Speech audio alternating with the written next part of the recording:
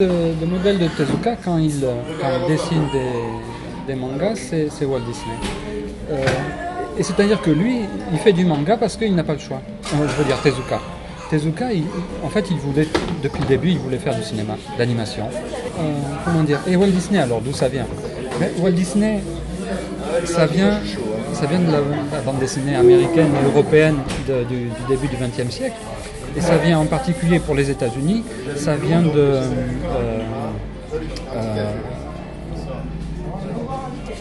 Little Nemo in Slumberland.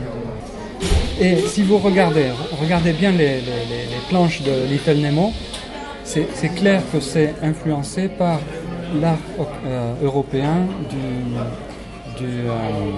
l'art nouveau, ce qu'on appelle l'art nouveau, c'est-à-dire les affichistes autrichiens comme Mucha. Et le style nouille, ce qu'on appelait le style nouille, qui était très connu à Paris et qui existe encore dans le design de certaines stations de métro, des choses comme ça. Bon, l'art nouveau, si vous regardez les illustrations de Mucha, ce sont des illustrations au trait et avec des couleurs en aplat.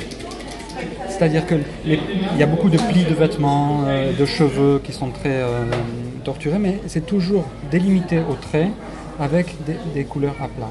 Et les volumes sont donnés par ce jeu entre le trait et la couleur. Et c'est ça qui est c'est une des caractéristiques de l'art nouveau. Mucha, Little Nemo, Walt Disney, la filiation est évidente. Et Mucha, d'où il vient? Mucha, il a été l'art nouveau, pas seulement Mucha, mais tout l'art nouveau, il vient de cette mode des estampes japonaises à la fin du 19e. À la fin du 19e, une fois que le Japon s'ouvre à l'Occident, et même légèrement avant, il y a cette exportation massive d'estampes et d'objets d'art japonais qui ont un énorme succès en France, en Europe et aux États-Unis aussi. Des collectionneurs, par exemple, comment il s'appelle,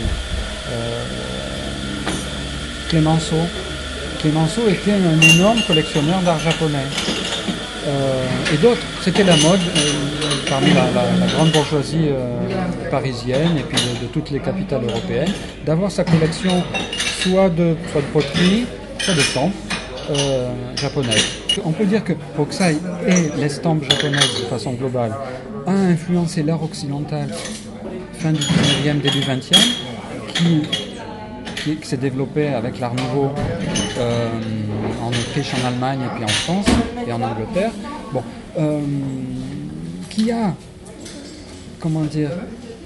libéré certains illustrateurs du dessin classique occidental, du dessin de beaux-arts, qui est un dessin au petit trait, et qui leur a fait découvrir une façon de jouer avec les contours, c'est-à-dire le dessin au trait. Et ça a été repris par des gens comme McKay pour Little Nemo, mais pas seulement. Je pense aussi que ce qu'en France on appelle la ligne claire, c'est-à-dire Hergé, la bande dessinée franco-belge classique, ça vient aussi de l'art nouveau, et donc ça vient aussi de l'estampe.